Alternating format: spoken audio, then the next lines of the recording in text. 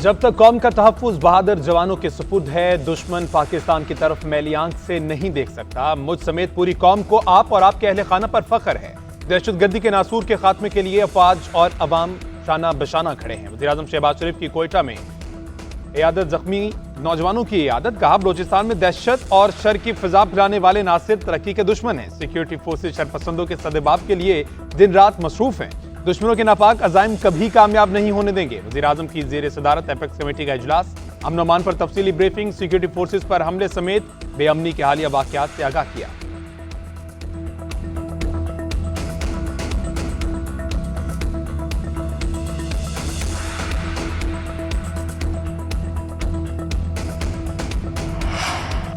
कुरम में क़याम अमन के लिए माहिदीन का जिरगा कुछ देर में शुरू होगा। कमेटी के 5 अरकान पहुंच गए, दीगर की आमद का सिलसिला जारी। आज असलहा हवालगी की तरीक़ाकार पर बात होगी। जिरगा अरकान का कहना है, कल इस्लामाबाद में मुस्बत बातें हुई, एक दूसरे के हकूक़ का ख्याल रखने पर इत्तेफाक किया। जिरगे का मकसद इख्तलाफात को भुलाकर आगे जाना है।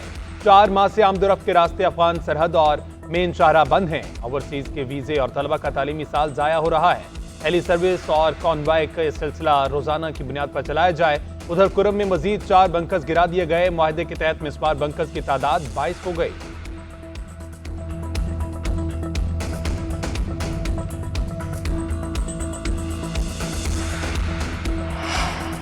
कुरम में जिरगे से बड़े मसाइल पर काबू पा लिया। अमन की राह में रोड़े अटकाने वालों से हुकूमत आनी हाथों से निपटेगी। वज़ीर आला अली अमीन गंडापुर कहते हैं, हुकूमत ने संजीदा इकदाम किए हैं।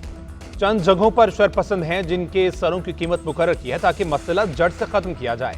चैलेंजेस बहुत हैं, ताहम हर चैलेंज से मुकाबले के लिए तैयार हैं। क़याम अमन के लिए बंकर्स का मसला था जिन्हें रोज गिराया जा रहा है। राशन की 4 बड़ी खेप कुरम पहुंच चुकी, आइंदा भी इमदाद जारी रखेंगे।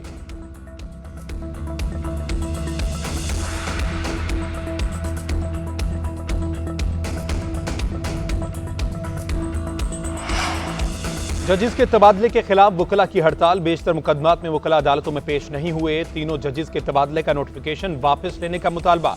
G11 में मुल्क भर के वकला नुमाइंदों का कन्वेंशन आज। तहरीक के लाएअमल पर बात होगी। लाहौर बार एसोसिएशन की भी हड़ताल। 3 सूबों के जजिस का इस्लामाबाद तबादला करने पर अदालती कार्रवाई का बायकॉट। नए तैनात होने वाले जजिस ने काम शुरू कर दिया। जस्टिस सरफराज डोगर के पास 3 और जस्टिस मोहम्मद आसिफ के पास 2 केस मुकर्रर। जस्टिस सरफराज डोगर की अदालत में एडवोकेट जनरल और अटॉर्नी जनरल पेश, अपना तारुफ कराया। लॉ अफसरान और सरकारी वकला के अलावा कोई और वकील पेश ना हुआ।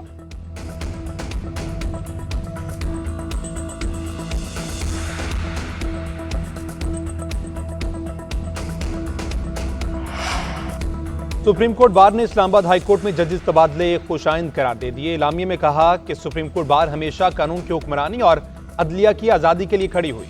सुप्रीम कोर्ट बार की एग्जीक्यूटिव कमेटी से सर्कुलेशन के जरिए जजिस ट्रांसफर पर राय ली गई। आइन का आर्टिकल 200 बिल्कुल वाज़ेह है। आइन के मुताबिक सदर मुमलिकत को जजिस के तबादलों का इख्तियार है।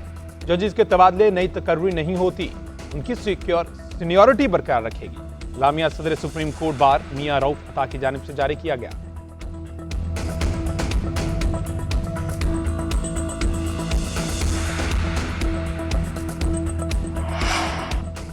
आईनी बेंच के रूबरू सिविलियंस की मिलिट्री ट्रायल के खिलाफ समाअत। जस्टिस जमाल मुंतकिल ने रिमार्क दिए, फर्ज करें दहशतगर्दी का एक हमला पार्लियामेंट, एक सुप्रीम कोर्ट और एक GHQ पर हो। पार्लियामेंट और सुप्रीम कोर्ट हमले का केस ATC में चलेगा। GHQ हमला केस मिलिट्री कोर्ट में चलाया जाएगा। मेरी नजर में तीनों हमले एक जैसे हैं, तो तफरीक क्यों? जस्टिस हसन अजहर रिजवी ने रिमार्क दिए, क्या धमाका करने वाले और आम सिविलियंस में कोई फर्क नहीं? वकील ने मौक़िफ़ इख्तियार किया, कोर्ट मार्शल ना होने पर मुलजिम आजाद नहीं होंगे। इंसदादी दहशतगर्दी कानून मौजूद है। साबिक चीफ जस्टिस जवाद एसवाजा की नजरसानी वापस लेने पर आयद करदा 20,000 रुपए जुर्माना खत्म कर दिया गया।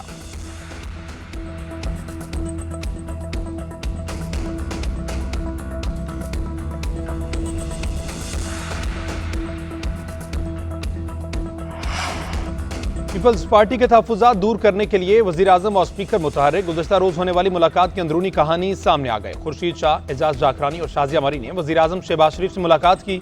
नहरों का मामला उठाया। पावर शेयरिंग फार्मूले पर अमल दरामद पर जोर। ज़राए के मुताबिक वज़ीर-ए-आज़म ने कहा कि पीपल्स पार्टी को साथ लेकर चलना हमारी तरजीह है। छोटे छोटे सियासी मामलात हल कर लेंगे। अगर हल ना हुए तो स्पीकर हमसे ज्यादा आपके दोस्त हैं, ये हल करवा देंगे।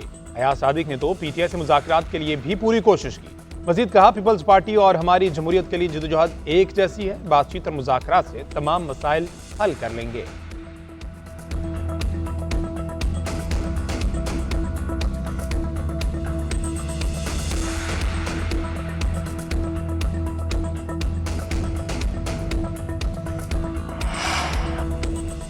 स्मार्ट वॉचेज, फिटनेस ट्रैकर्स और दीगर smart devices cyber security risk करार। नेशनल टेलीकॉम बोर्ड ने एडवाइजरी जारी कर दी। हसास मकामात पर पहनने के काबिल डिवाइसेज के इस्तेमाल पर पाबंदी की सिफारिश।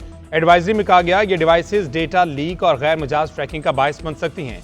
इदारा जाती सिक्योरिटी के लिए खदशा, डिवाइसेज की सिक्योरिटी, बनावट और डेटा इंक्रिप्शन के म्यार की जांच जरूरी है। हसास इजलासों और ऑप्शंस वाले मकामात पर डिवाइसेज के इस्तेमाल पर पाबंदी होनी चाहिए।